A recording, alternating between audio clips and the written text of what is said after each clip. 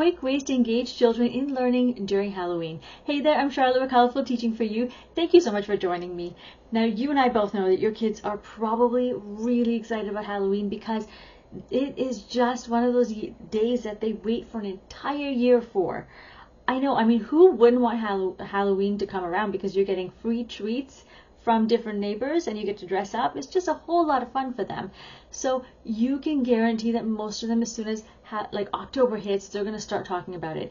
And that will cause some problems in the classroom because while they're chattering about it, you have to teach the curriculum and it gets to be onersome, especially if you have to raise your voice or constantly talk over them. So today we're going to look at different ways that we can celebrate Halloween while also teaching them the curriculum.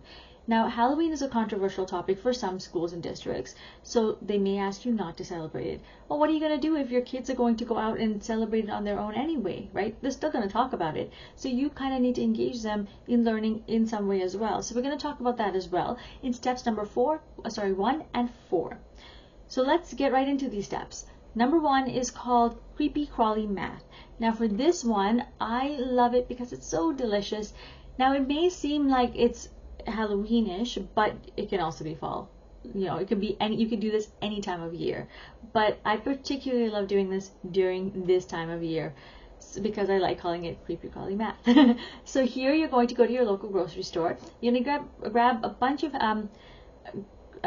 gummy worms, and you're going to give it to each child, right? So each child is going to have a few of them, and then you're going to get them to practice their counting, math, addition, subtraction, multiplication, division, whatever it is that you're working on at that time. And you can either write the question on the board or verbally say it out loud to them, and then they get to answer it using their gummy worms as manipulatives. And then when they're done with it, guess what? They get to enjoy eating it. Yum, yum, yum. So this is a fun activity you can do, whether you're celebrating Halloween or you're not allowed to celebrate it. Okay? Number 2 is called A Month of Halloween. So here we're going to look at how do we celebrate all month long, because you know, like I said, as soon as October hits, your kids are going to be talking about Halloween. So how do we celebrate it? Well, we're going to be taking a project-based approach to it. So what you're going to do is you're going to engage your kids in reading, language arts, presentation skills, creativity because of art, and they're going to be innovating as well. So you're going to be doing this right from the get-go. As soon as you get it, you're going to keep it going. They're going to love it. It's called a haunted house. And so if you would like to grab your copy of it, check out the link in the description where it says full episode, and then go to step number 2. It's going to be so much fun. Okay.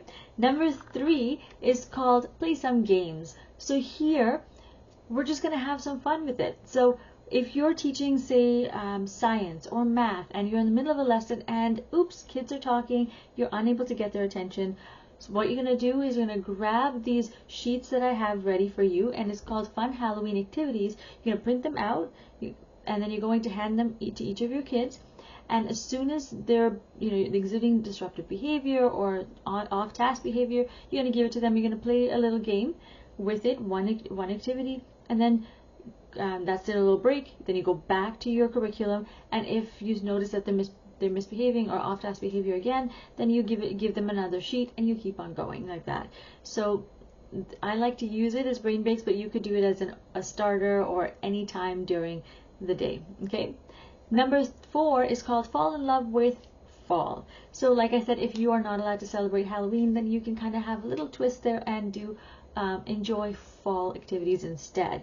So here I've created some bingo games, terms that your kids can learn about fall, and just they can engage in some other activities as well. They just fill in the blanks, all that kind of stuff. And you can take all these worksheets, you can print them out, give it to each of your children. When they're done, put it around your classroom as fall decor. So while they're super excited about Halloween, this is keeping in line with it as well, because they're focused on fall. Sometimes it could be a little spooky weather. You could talk about bats. All of these different terms can come up during your fall term that you're teaching them. Okay, so let's cover exactly what we talked about. why it's important to be really focusing on Halloween activities right now, or in this case fall activities, depending on what your district allows. And the 4 activities we talked about is creepy crawly math, which you can do for both. Number 2 is a month of Halloween. Number 3 is play some games, and number 4 is fall in love with fall if your district doesn't allow you to do Halloween activities. All right. Thank you so much for joining me in the meantime. Remember to create, experience, and teach from the heart. I'll see you again, same place, same time next week. Take care, my friends. Bye.